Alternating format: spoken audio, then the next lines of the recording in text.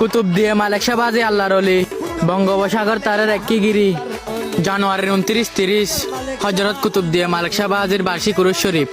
মালিক শাহবাজির আশিক ভক্ত আছেন যারা মনের এসকের টানে চলে যাবেন মালিক শাহবাজির দরবারে দিতে হাজিরা। সবাই আল্লাহ বাজি জিকির করে, সবাই আল্লাহ বাজি জিকির।